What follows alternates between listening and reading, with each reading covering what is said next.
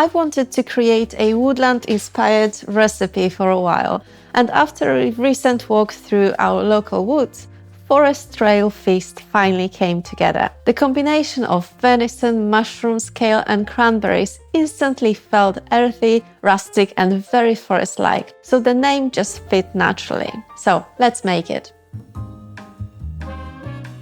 We'll start by preparing the vegetables and extras first. Dice the mushrooms into small pieces. Mushrooms are such an underrated ingredient in homemade feeding. I love adding a variety of them to Benji's meals, even just as a topper, because they contain compounds like beta-glucans, antioxidants, and various micronutrients. Then peel and chop sweet potato into small cubes so it cooks quickly and evenly. Finely chop the kale and set that aside. And finally, roughly chop the cranberries if they are large. Now onto the proteins. We are using venison as the main protein here. You can use minced or diced venison depending on the texture your dog prefers. If you're using chunks like me today, cut them into smaller bite-sized pieces first. And a little tip, I usually buy venison chunks from pet stores that sell DIY raw ingredients because it's often much cheaper than buying venison from supermarkets. Venison is naturally lean, rich in protein and gives the recipe a completely different flavor profile compared to more common proteins like chicken or beef. I'm also adding sardines for omega-3 fatty acids, which help support skin, coat and overall health. You can use tinned sardines, just make sure they are in spring water rather than in oil or tomato sauce. If they are whole sardines, you can break them up with a fork before adding them in, especially if your dog is not a fan of fish. But if you have one who will eat anything like my Benji here, don't worry about that step. Oh, Benji, you're making a mess.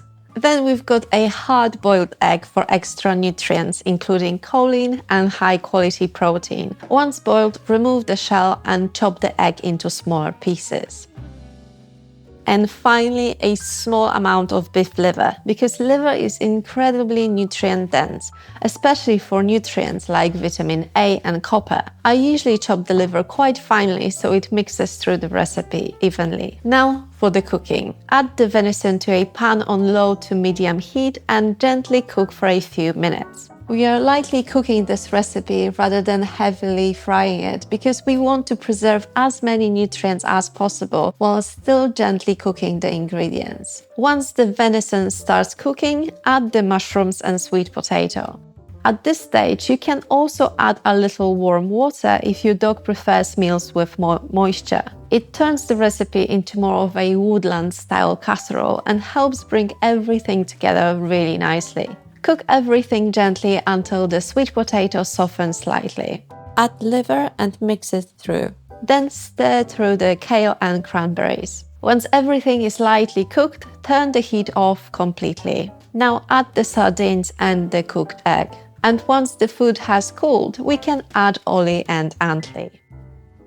This part is important because heat can damage certain vitamins and delicate nutrients, so adding them after cooking helps preserve nutritional quality. Even when homemade recipes use fresh ingredients, they can still fall short in certain nutrients over time. And I feel like that's one of the biggest challenges with homemade feeding. And that's where Olli comes in.